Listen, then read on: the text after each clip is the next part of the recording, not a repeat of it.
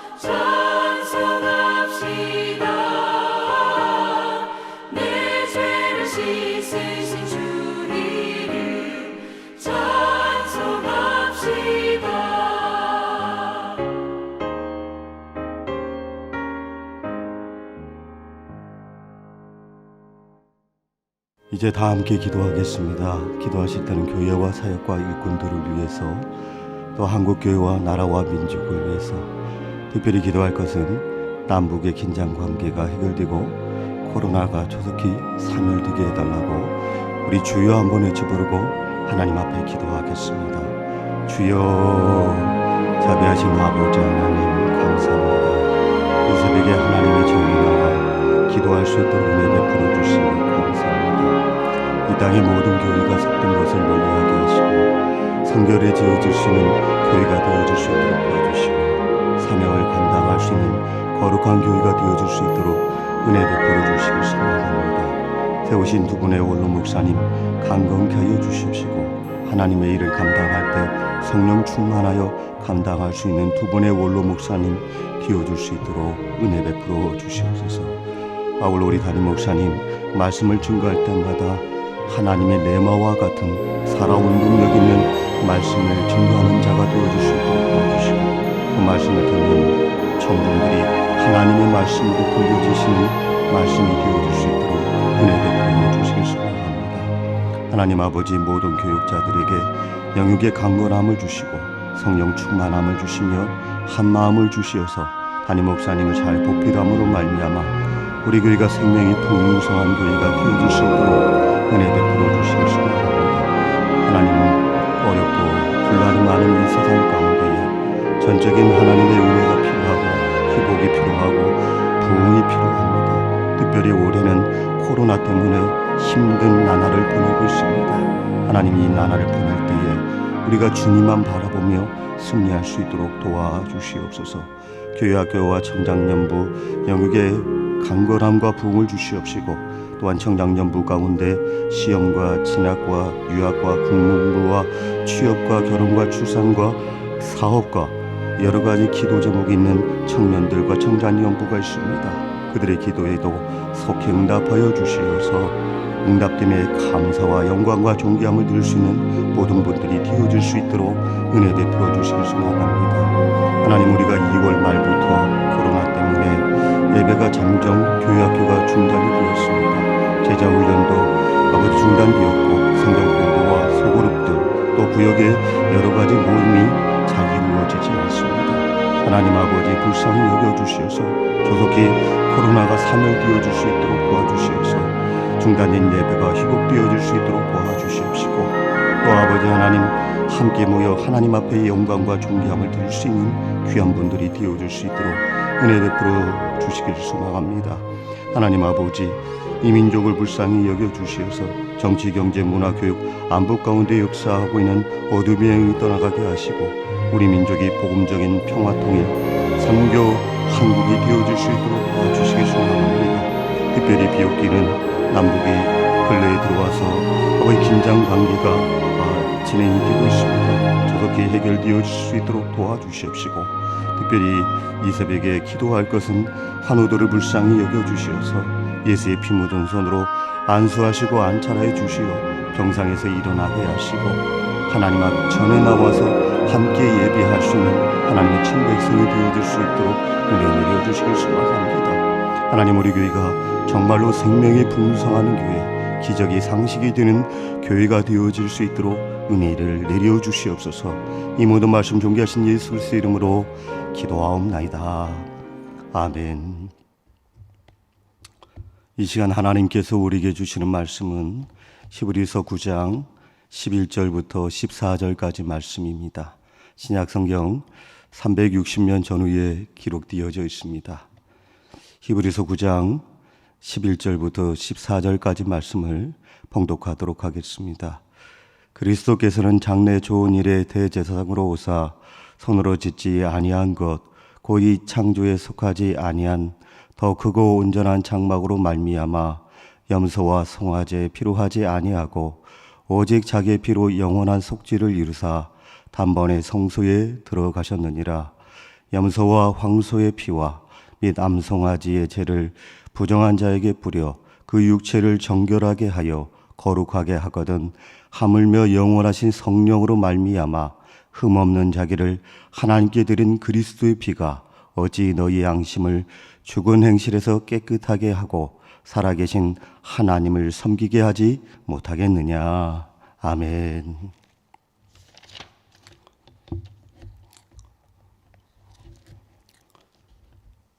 히브리서서 저자는 구약의 성막을 무시하지 않고 다소 그 영광을 인정해주고 있습니다. 그는 이 성막을 크게 성소와 지성소로 나누어서 설명을 하고 있습니다. 성소는 등대와 상과 진설병이 있었고, 그리고 지성소에는 향로와 언약궤가 있었습니다. 특별히 히브리서 저자는 이 법궤 안에는 만나 같은 금 항아리와 아론의 쌍난 지팡이, 언약의 돌판이 있고 그 위에는 속죄새와 그룹들이 있다라고 자세히 설명을 하고 있습니다. 그리고 저자는 구약의 대제사장이 1년에 한 번씩 짐승의 피를 가지고 지성소에 들어가서 자신과 백성들의 죄를 속죄하기 위해서 제사를 드렸다라고 말씀을 하고 있습니다. 그러나 히브리서 저자는 이 제물과 피의 효력은 일시적인 것이며 그저 개혁이 될 때까지 필요한 것이다라고 아주 단호하게 설명을 하고 있습니다.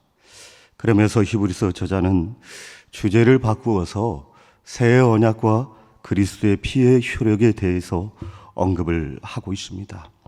피의 기능은 여러 가지가 있겠지만 그 중에 몇 가지를 소개하게 되면, 먼저는 피는 죄를 세탁을 하게 됩니다. 빨래는 비누로 하지만은 우리의 죄는 오직 예수 그리스도의 피로만이 가능합니다. 따라서 죄는 피로만이 깨끗해지고 것이고 정결케 하는 것입니다. 다음에 피는 우리의 저주를 닦아줍니다. 그가 징계를 받음으로 우리가 평화를 누렸다라고 이사야는 말씀하고 있습니다. 이것은 바로 예수 그리스도께서 우리의 저주를 닦아주셨다라고 말하는 의미심장한 말씀이 되는 것입니다. 뿐만 아니라 그가 채찍에 맞음으로 우리가 나음을 입었다라고 말씀하고 있습니다. 이것은 어떻게 보게 되면 병세탁을 의미하고 있습니다. 따라서 그리스도의 피는 우리의 죄를 속해 줍니다. 또 그리스도의 피는 우리의 저주를 제거해 줍니다. 또 그리스도의 피는 우리의 질병과 고난을 고쳐주게 됩니다. 바로 이러한 기능이 피의 기능이다라고 말씀을 드릴 수가 있습니다. 그래서 종교개혁자였던 마틴 루터는 성경을 짜보게 되면 피가 흐른다라고 말을 했습니다. 여러분, 깨를 틀에 넣고 짜게 되면 기름이 나오게 됩니다. 포도를 틀에 넣고 짜게 되면 포도즙이 나오듯이 루터는 성경을 짜게 되면 그리스도의 피가 나온다라고 말을 했습니다. 여러분, 이 말의 뜻이 무엇입니까? 우리가 읽고 묵상하고 암송하고 있는 이 성경의 핵심은 바로 예수 그리스도의 피요 보혈이라는 것이지요. 앞서 히브리서 저자는 성막에 대해서 언급을 했습니다. 여러분, 이 성막의 핵심이 무엇입니까? 바로 제사입니다.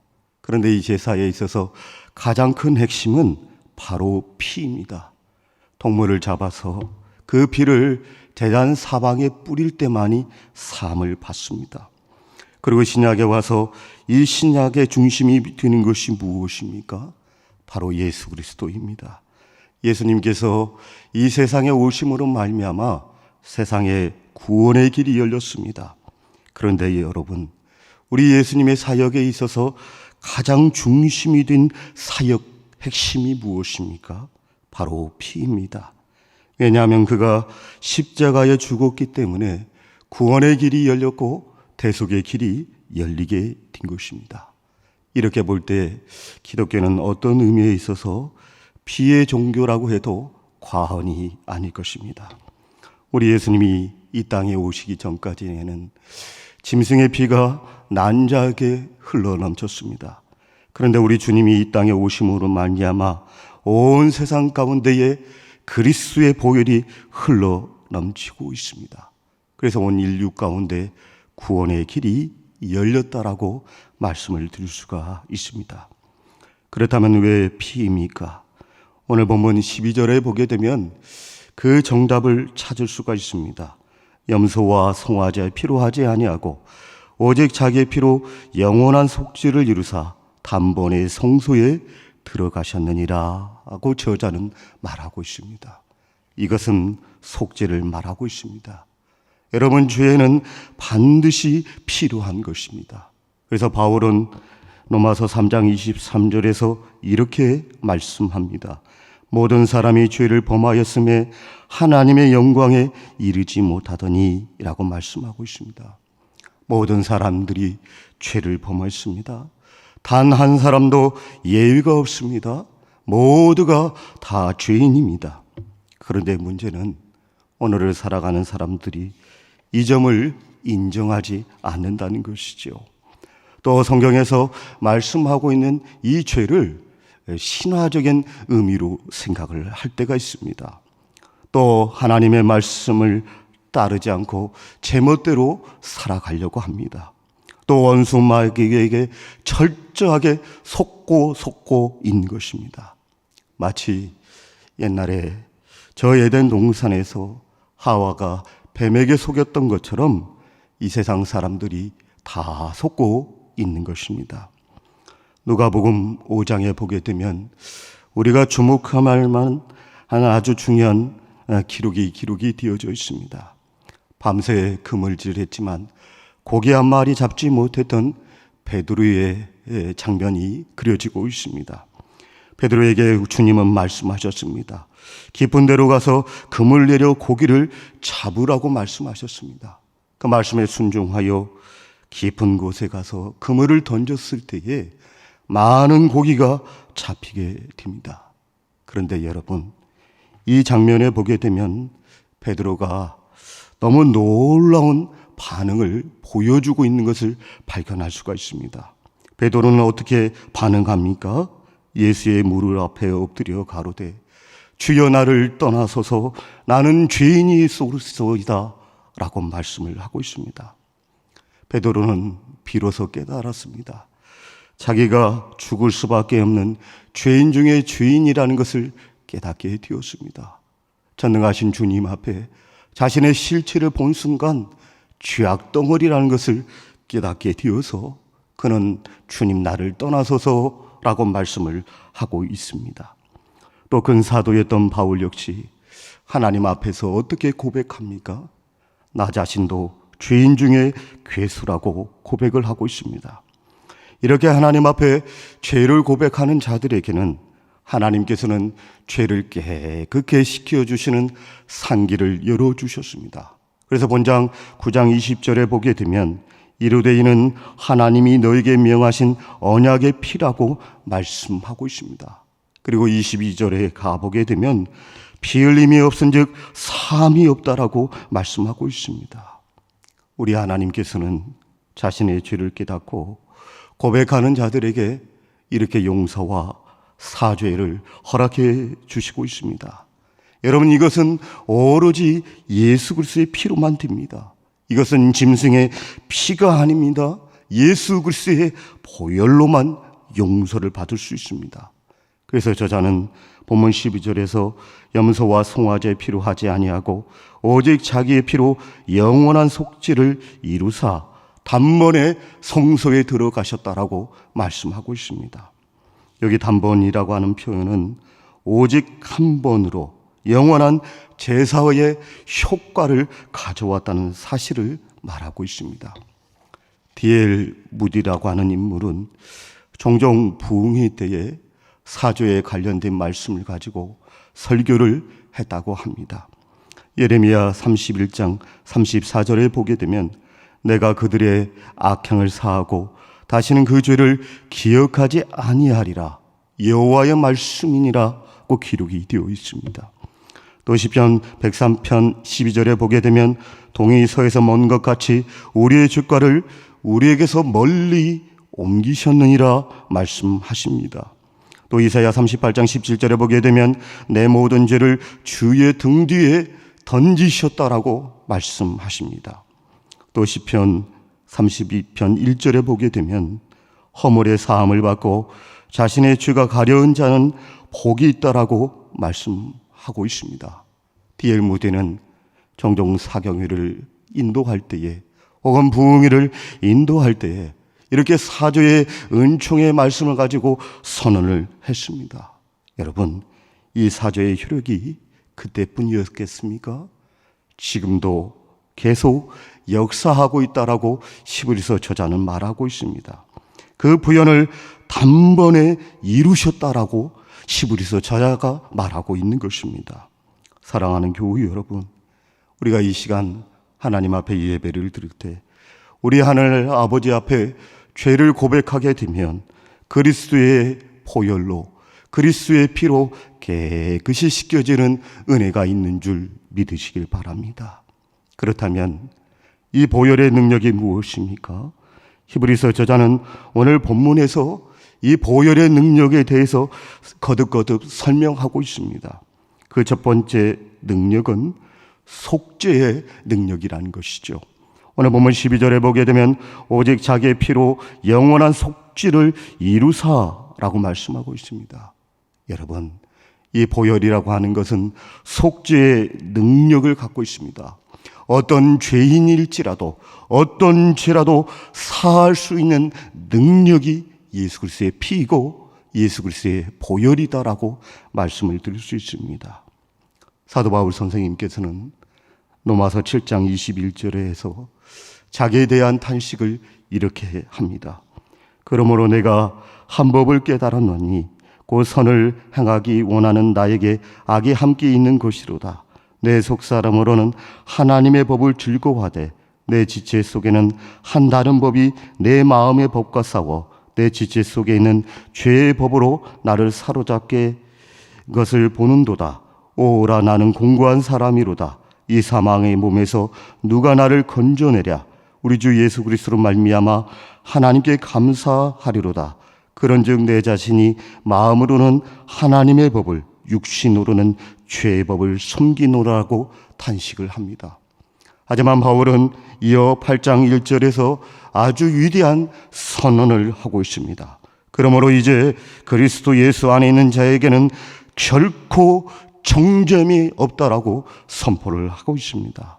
때문에 사랑하는 교우 여러분, 우리가 아무리 큰 죄를 지었다 할지라도 하나님께서는 우리 죄를 깨끗게 해주시는 하나님이 되십니다.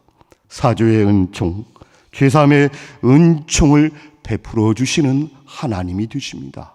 때문에 우리는 더 이상 정죄함 가운데 살아가서는 안 됩니다. 그리스도의 보혈이 내 안에 역사하기 때문에 그 보혈을 의지해서 살아가야 됩니다. 그것이 참된 그리스도인들의 자세라고 말씀을 드릴 수가 있습니다. 그리고 두 번째 능력은 성결케 하는 능력입니다. 오늘 본문 14절에 보게 되면 하물며 영원하신 성령으로 말미암아 흠없는 자기를 하나님께 드린 그리스도의 피가 어찌 너희 양심을 죽을 행실에서 깨끗하게 하고 살아계신 하나님을 섬기게 하지 못하겠느냐라고 말씀하고 있습니다. 그렇습니다, 여러분. 그리스도의 피가 우리 안에 있는 죄를 지워줍니다. 우리 안에 있는 죄악의 찌꺼기를 깨끗이 씻겨주는 것이 그리스도의 피밖에 없습니다. 미국의 신학자 부시는 죄에 대해서 이렇게 말씀했습니다. 죄는 우리를 고통 가운데 몰아넣는다고 했습니다. 그 첫 번째가 정욕입니다. 끝없는 욕망으로 우리를 고통스럽게 하는 것이 죄라는 것이죠. 둘째는 이기심입니다. 자기만을 생각하고 공동체를 고통스럽게 한다는 것이죠. 그리고 세 번째는 불경건입니다. 하나님과 철저하게 단절시켜서 하나님이 없는 영적인 어둠 속에서 살게 한다는 것입니다. 이게 죄라고 미국의 신학자 부시는 말을 하고 있습니다. 여러분, 이러한 죄의 흔적, 이러한 죄의 찌꺼기를 깨끗게 씻겨주는 것이 무엇입니까? 예수 그리스도의 피입니다. 예수 그리스도의 보혈입니다. 예수 그리스도의 보혈이 우리를 성결케 하신다라고 말씀을 하고 있습니다. 그리고 세 번째 능력은 구별케 하는 능력이 됩니다. 본장 21절에 보게 되면 또한 이와 같이 피를 장막과 섬기는 일에 쓰는 모든 그릇에 뿌렸느니라 말씀하고 있습니다. 이 21절의 말씀에 근거하여 피는 사람과 장막에 쓰는 모든 기구에 뿌려졌음을 보여주고 있습니다. 여러분, 이 말씀이 뜻하는 바가 무엇입니까? 가로 그 피가 그들과 성막의 설비를 깨끗게 하고 구별케 해주었다라고 말씀하고 있습니다. 사랑하는 교우 여러분, 여러분과 저는 누구입니까? 예수 그리스도의 피값으로 사신 자들입니다. 예수 그리스도의 피로 보혈로 인치시고 발라지고 뿌려진 사람들입니다. 때문에 우리는 이 세상에 나아가셔서 구별되고 차별된 그리스도인으로 살아가야 합니다. 그것이 바로 보혈의 능력을 의지하는 삶이고 예수 그리스도의 이름을 높이는 삶이 되라고 생각이 들어집니다. 때문에 오늘을 살아갈 때에 예수의 보혈을 의지하고 승리하시며 살아가시는 여러분과 제가 되어주시기를 예수님의 이름으로 축원하옵나이다. 기도하겠습니다. 자비하신 아버지 하나님, 우리가 때로는 죄악 때문에 하나님과 우리 사이가 참 멀어질 때가 많습니다. 그 죄악으로 때로는 죄책감이 밀려오고 죄책감 때문에 우리의 영과 혼이 지쳐 낙망할 때가 있습니다. 그럴 때 예수 그리스도의 보혈을 의지하여 그 자리를 털고 일어날 수 있는 우리 모두가 되어질 수 있도록 은혜 베풀어 주시옵소서. 이 시간에 보이는 곳에서 보이지 않는 곳에서 충성 봉사하신 분들이 있습니다. 그들도 예수 그리스도의 핏값으로 사신 존귀한 자인 줄 믿사오니 그들이 어디 있든지 그리스도의 사신답게 살아가는 분들이 되어질 수 있도록 은혜 베풀어 주시옵소서. 아울러 아버지 하나님, 헌금을 드리신 분들이 있습니다. 그들에게도 동일하신 복이 함께해 주시옵시고 그들 또한 그리스도의 편지리로서 삶을 살아갈 때에 그리스도의 향기가 진동할 수 있는 한 날이 되어질 수 있도록 은혜 내려 주시옵소서. 이 모든 말씀 존귀하신 예수 그리스도의 이름으로 기도하옵나이다. 아멘. 하늘에 계신 우리 아버지, 아버지의 이름을 거룩하게 하시며 아버지 나라가 오게 하시며 아버지의 뜻이 하늘에서와 같이 땅에서도 이루어지게 하소서.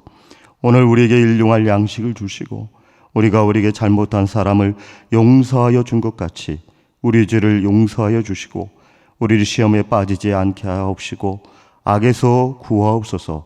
나라와 권능과 영광이 영원히 아버지의 것입니다. 아멘.